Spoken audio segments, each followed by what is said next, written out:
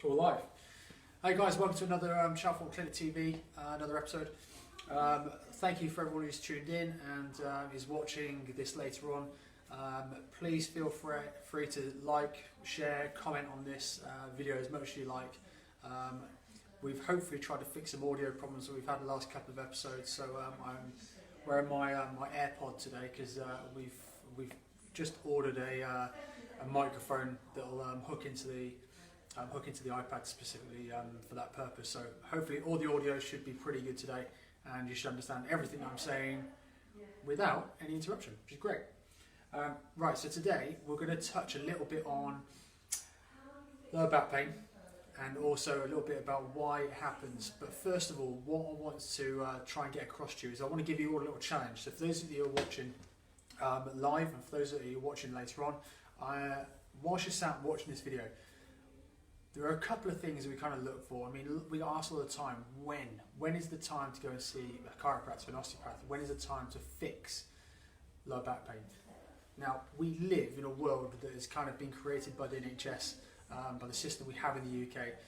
That is a reactive healthcare system. We get free healthcare, we get free pain relief, so we react to pain as opposed to being preventative or proactive against it. Now, that's changing slightly, and that's because waiting times are increasing in the NHS. It's under a lot more strain, and people are getting so frustrated with the fact that they're in constant pain all the time and they're getting no relief whatsoever. So, one thing I want you to do, whilst you're sat there watching this video right now, I want you to do two things. I want you to look over both shoulders. Keep your shoulders still, but I want you to look over both shoulders, right and left. Can you look both ways equally? Can you look both ways without pain? If the answer to that question is no, and that doesn't have to be pain, but it can be stiffness, it can be discomfort, it can be anything. If the answer to that question is no, then it's probably time to try and check in with someone. That means if you haven't seen a chiropractor or an osteopath before, go and see one, or if you've seen one before, book in, online book, telephone, whatever you do. But go and speak to someone before that stiffness, that lacking in range of motion becomes more of an issue for you, and then you have pain, and then you've got to get paracetamol out, you've got to get the ice packs out, you've got to get all the other wonderful things out that you have to do to try and relieve and alleviate the pain. So try and deal with that as soon as you can. Second thing is if you've got a little bit of a lower back issue, you've got a history with lower backs, and nowadays with sedentary postures and with the jobs that we do, sitting, driving, we're in one position for a long period of time. No longer do we have to wander off to the printer and pick up the document that we're trying to print off and then get our boss to sign it. Doesn't exist. Everything is e-signed, everything's docu-signed. We don't have to leave our desk for 8 hours a day. Even the sandwich cart comes along and sort of pops by your desk and says, what do you want for lunch? You don't have to move. So realistically, the problem you've got is you're sat in staying still in one position for too long a period of time at once. If you stand yourself up, what I want you to do is I want you to reach forward, bend, touch your toes, and then try and go backwards as far as you can. Are either of those two movements, now bearing in mind, especially for the guys, bending forward and touching your toes, hamstrings for guys are notoriously tight. They're incredibly difficult to try and get any mobility out of anyway.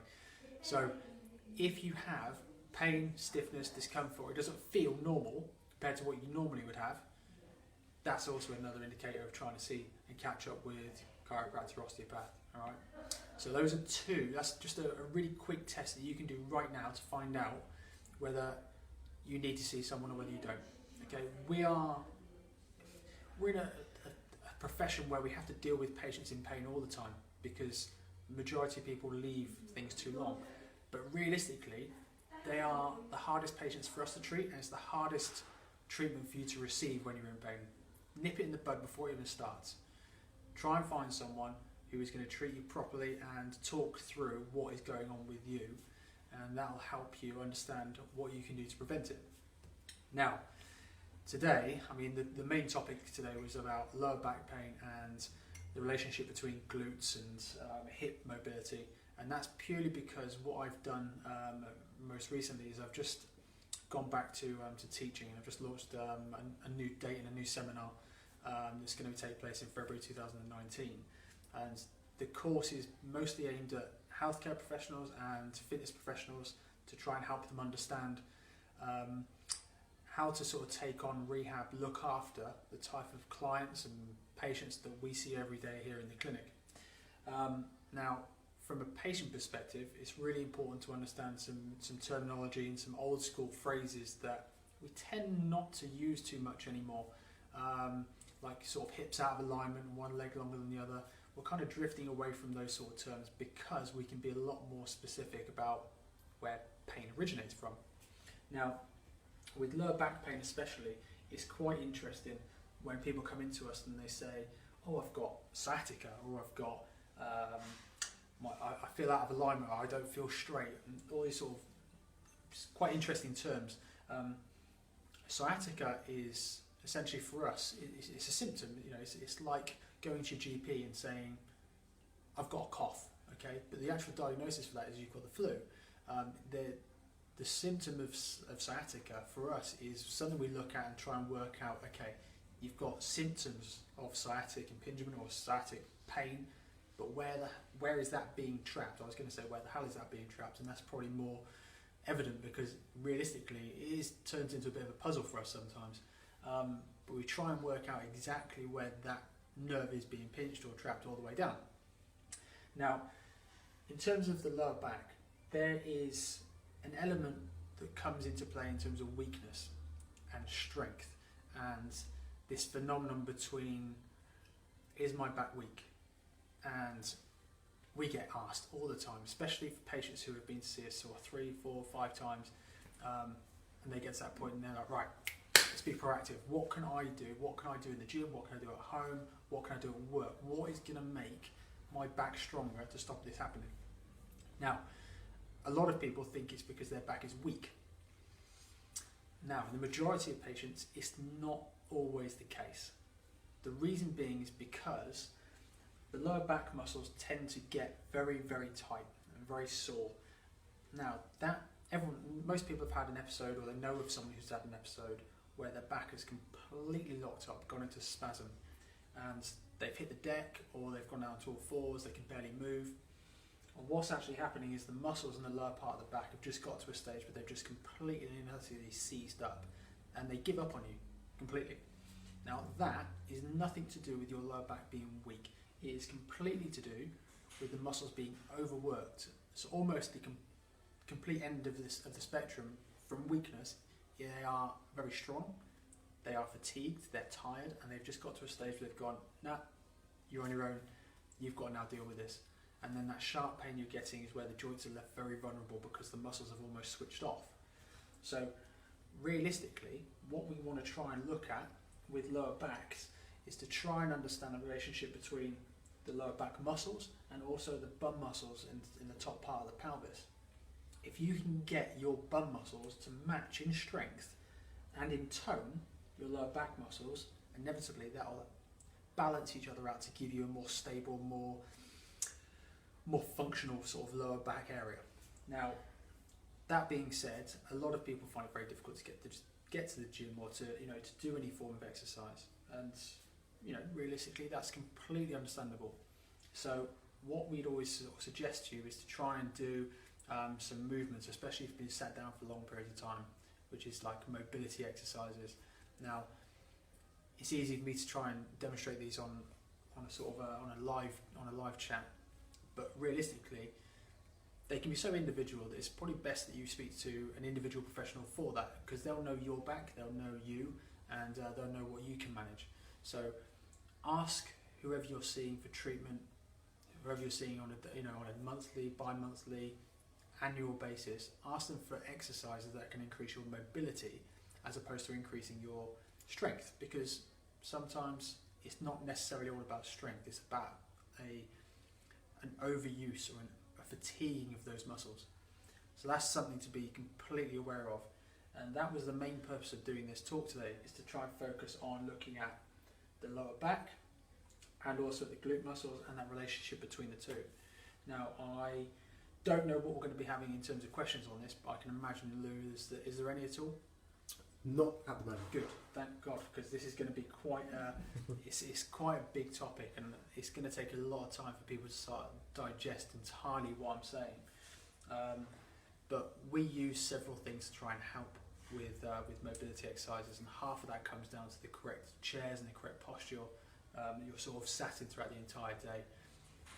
All these things, I mean, we can take two complete separate people off the street, put one of them in the most neutrally fantastic position in the best chair possible, and we can take the other person and put them in the worst chair in the worst posture possible that we can think of. But if we leave both of those people there for a sustained period of time, let's say 2, 3, 4 hours, they're both going to end up with their backs being very immobile, being very stiff, getting very uncomfortable, because they're not moving. There are so many segments, joints, segments, vertebrae, segments and joints in the spine. It was inevitably designed to move. That was its main purpose. It was designed to move. The fact that you are sat down in one position is normally the reason why it won't move, and it's normally the reason why you're stiff and cause back pain. So you're not doing anything wrong. Fundamentally, you're not doing anything wrong. You are a victim of circumstance. You are a victim of sedentary life, 21st century living. The best thing you can do is be proactive instead of being reactive towards your pain. So look at the relationship between your lower back muscles. Look at the relationship as well as your glute muscles to try and balance the scenario out.